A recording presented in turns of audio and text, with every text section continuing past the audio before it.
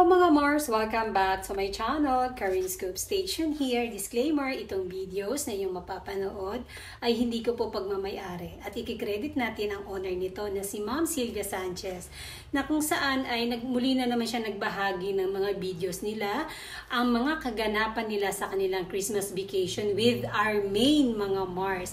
And look at that mga Mars! Ang ganda talaga ng view. And then, eto na nga po sila mga Mars. And look at that, the Armin, ang ating love na Armin ay gumagawa pa ng usok or bumubuga ng usok si Maine Mendoza. Kasi nga po, sobrang lamig po. Kaya every time na bubuka ang iyong bibig ay may usok na lalabas mga Mars. At sabi nga dito, sobrang nag-enjoy nga daw ang mga Atayde Angels. Kung baga, staff nila Ma'am Sylvia Sanchez. Ayan si Zanjo Marudo na napaka-gentleman. And ito naman, kinukuhanan ni Bayani Agbayani ang kanyang wife at super nag-enjoy po ang dalawa sa kanilang Christmas vacation na napakaganda po talaga ng snow. Kung pwede nga lang hawakan ang snow mga Mars para mas maramdaman pa natin ang ganda dahil sa pag nakikita nyo na super powdery po ang snow dyan mga Mars. And then, ayan nga po sila.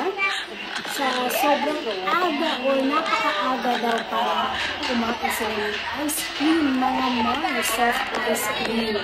Alam mo, sa Japan, mga Mars, kahit winter, masarap po talaga kumain ng ice cream. Share ko lang po sa inyo dahil way back before nakarating po ako ng Japan.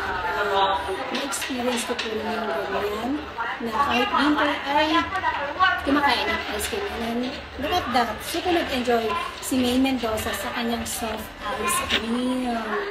Nakaharap kumakain ng ice cream tayo. Nakaharap ang kanyang asawa na si Arjo Atayde. Alam mo ba mga Mars, sa Japan, ang pinakamagandang snow dahil yung texture nga kakaiba kaysa sa ibang bansa, mga Mars. Kaya marami po talaga ang So pareho kami nandito sa happy place namin, dito sa Japan. Ito ang aming paboritong Niseko. Ayun no? Ayun no? Lahat si Mami. Bakit ako si Titohan? Hihirain na. Kami ay ito yung aming kaligayahan. Pre-Pasko, ang snow. Yes. Before, alam niyo, walang masyadong Pinay. Ngayon, nakikita ko na ang dami ng Pinay. Kasi, syempre, kung snow at snow pag-uusapan, sa buong mundo, ang Niseko is the best.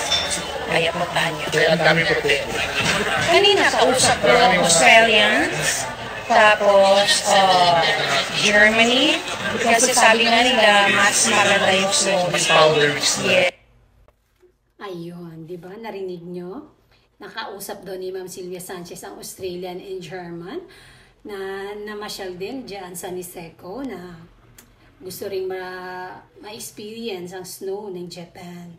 And sabi nga ni Ma'am Sylvia Sanchez na bihira ka daw makakita ng mga kababayan dyan sa lugar na yan. Pero sa ngayon ay meron na nga daw. At talagang hinihikayat niya na sana makarating din ang iba pa niya mga kababayan tulad natin. Oh my gosh mga Mars.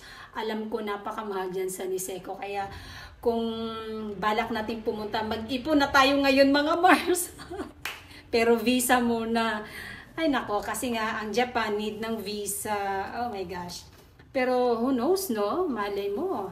Someday ay tayo naman ang nandiyan. Oh my gosh, how I wish.